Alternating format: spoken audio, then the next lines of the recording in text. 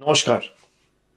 তৃণমূল পরিবারের প্রতিটি লড়াকু সৈনিক সদস্য সহযোদ্ধাদের আমার প্রণাম জানাই। আপনাদের সকলকে আমার শ্রদ্ধা, কৃতজ্ঞতা ও ভালোবাসা জানাই।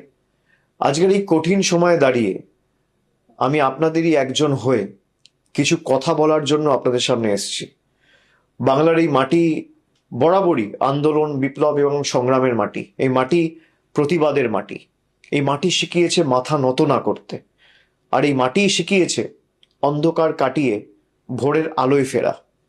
আমি জানি গত কয়েকদিন ধরে, বিশেষ করে 4 তারিখের পর থেকে আপনাদের ওপর দিয়ে যে ভয়াবহ ঝড় বয়ে গেছে এবং যে তাণ্ডব লীলা চলেছে, বাংলা বিরোধী বিজেপি আশ্রিত দুষ্কৃতীদের হাতে তৃণমূল কংগ্রেসের কর্মী, সমর্থক, শুভানুধ্যায়ীরা ইতিমধ্যে বিভিন্ন জায়গায় আক্রান্ত হয়েছে এবং আমাদের দলীয় কার্যালয়গুলিতেও ভাঙচুর করা হয়েছে। সব থেকে যন্ত্রণাদায়ক সেটা হচ্ছে রাজ্যের বিভিন্ন প্রান্তে নির্বাচন পরবর্তী হিংসায় যারা শান্তির বাণী শোনাতো, তারা 4 তারিখে জোর জবরদস্তি ক্ষমতা দখল করার পরে আমাদের 10 জন একনিষ্ঠ সহকর্মীকে নির্মমভাবে হত্যা করেছে। এন্টালির তাপস নস্কর, নানুর বিধানসভার আবির শেখ, বেলেঘাটার বিশ্বজিৎ পটনায়ক, পূর্বস্থলী দক্ষিণের পিঙ্কু দেবনাথ, কুলপির মিঠুন সামন্ত, গোঘাটের সহদেব বাগ বা নারায়ণগড়ের বীরেন পাত্র বা সপ্তগ্রামের সোমনাথ ভট্টাচার্য এবং চাকদাহের তপন শিকদার, প্রায় 10 জন সহকর্মীদের আমাদের থেকে কেড়ে নিয়েছে, নির্মমভাবে হত্যা করেছে এই ভারতীয় জনতা পার্টির হাড়মাত জল্লাদরা। আমি তাদের বিদেহী আত্মার চিরশান্তি কামনা করি। তাদের শোকসন্তপ্ত পরিবার পরিজন এবং শুভাকাঙ্ক্ষীদের প্রতি আন্তরিক সমবেদনা জানাচ্ছি। তাদের এই অকাল প্রয়াণে কেবল শুধুমাত্র দলের ক্ষতি নয়, আমাদের সকলের ব্যক্তিগতভাবেও অপূরণীয় ক্ষতি বা ব্যক্তিগত শোক। দল সর্বদা তাদের পরিবারের পাশে থাকবে এবং যতদিন আমরা রয়েছি তাদের পরিবারের দায়িত্ব তৃণমূল কংগ্রেস পরিবার নেবে। কেন এই আক্রমণ কখনো ভেবে দেখেছেন? কেন এই হিংসা? কেন এই লুটপাট? কেন এই গুন্ডামি? কেন এই ভাঙচুর? তার কারণ বিজেপি খুব ভালো করে জানে বাংলার মানুষের এবং আপনাদের শক্তি কতটা। যারা কাপুরুষের মতো অন্ধকারে হামলা চালায়, তারা আসলে আপনাদের সাহসের মোকাবিলা করতে ভয় পায়। তার কারণ তারা জানে যে তারা লুটপাট করে ক্ষমতায় এসছে।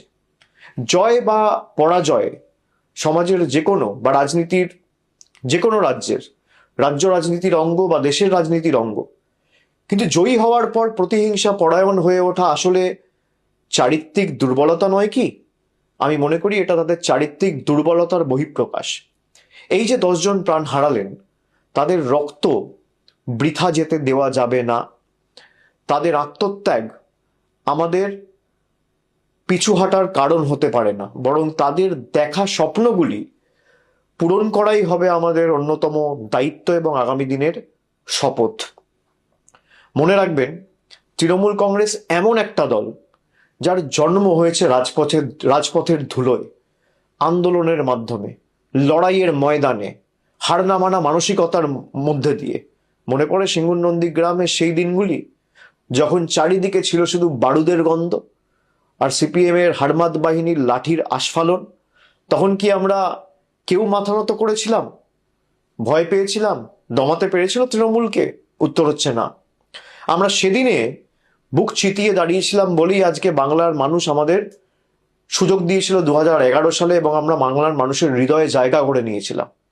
আজকের ওই প্রতিকূল পরিস্থিতিতে অন্য কিছু নয় বা নতুন কিছু নয়, এ হলো এক অগ্নি পরীক্ষা।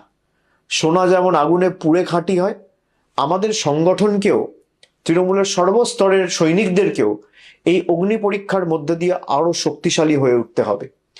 আপনারা সকলে জানেন 2014 লোকসভা নির্বাচনে আমরা 34টি আসন পেয়েছিলাম। পরবর্তীকালে 19-এর নির্বাচনে লোকসভার ভোটে আমাদের ফলাফল প্রত্যাশিত না হলেও আমরা 22টি আসনে জয়যুক্ত হয়েছিলাম। তারপরের যে নির্বাচন 2024 সালে, সেখানে আমরা প্রায় 29টি আসন পেয়েছিলাম।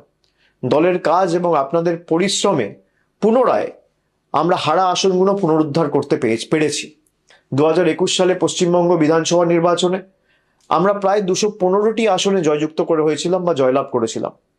মানুষ গণতান্ত্রিক রায় দিয়ে তৃণমূল কংগ্রেসের প্রার্থীদের সর্বত্র জিতিয়েছিল।